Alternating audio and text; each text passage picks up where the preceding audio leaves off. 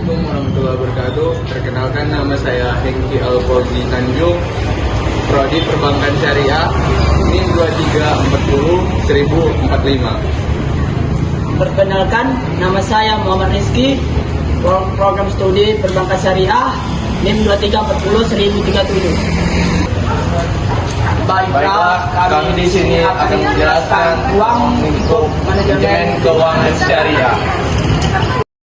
Manajemen keuangan syariah adalah aktivitas suatu perusahaan sangat ditentukan oleh dana yang dimilikinya. Perusahaan dengan modal yang besar akan lebih mudah beroperasi daripada perusahaan dengan modal yang kecil. Kegiatan dalam manajemen keuangan meliputi kegiatan-kegiatan manajerial, yaitu perencanaan keuangan, analisis keuangan, dan pengendalian keuangan. Secara umum, fungsi pokok perusahaan dibagi ke dalam 4 kelompok, yaitu 1. Fungsi pemasaran, 2. Fungsi keuangan, 3. Fungsi produksi, 4. Fungsi personalia. Kemudian, tujuan manajemen keuangan dapat didefinisikan memaksimalkan profit atau keuntungan dan meminimalkan biaya untuk mendapatkan pengembalian keputusan yang maksimum dalam menjalankan perusahaan ke arah perkembangan dan perusahaan yang berjalan, atau memaksimalkan nilai kekayaan para pemegang saham yang terlihat melalui perkembangan harga saham perusahaan di pasar. Kegiatan atau aktivitas yang harus dilakukan manajer keuangan menyangkut 5 aspek, yaitu 1.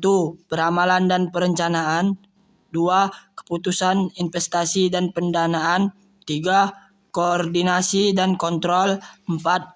Berinteraksi dengan pasar keuangan, 5. Manajemen risiko. Peluang karir di bidang keuangan pada 3 bidang yang saling berhubungan, yaitu 1. Pasar uang dan pasar modal, 2. Investasi, 3. Manajemen keuangan atau keuangan perusahaan. Menurut Weston dan Covellan 1995, struktur keuangan adalah cara bagaimana perusahaan membelanjai aktivanya, dan ini dapat diperhatikan pada sisi kanan neraca atau kewajiban dan ekuitas. Jadi, dapat disimpulkan bahwa struktur keuangan merupakan pencerminan dari cara perusahaan membiayai aktivanya.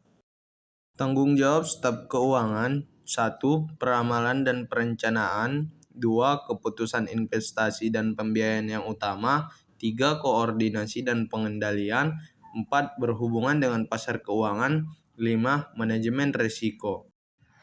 Hubungan keagenan dan kontrol perusahaan.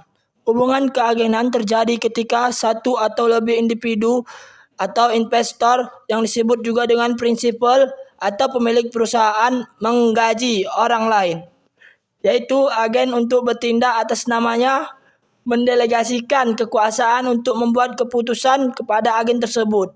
Dalam perusahaan, hubungan keagenan terjadi yang pertama di antara pemegang atau stockholder saham dengan manajer, kedua di antara pemegang saham dengan debtholder atau kreditor.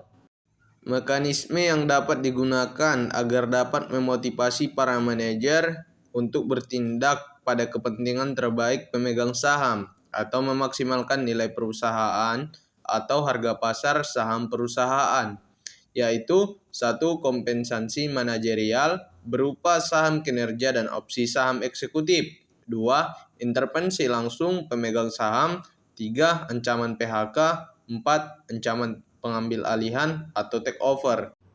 Mungkin ini saja yang dapat kami sampaikan. Mohon maaf bila banyak kekurangan. Wassalamualaikum warahmatullahi wabarakatuh.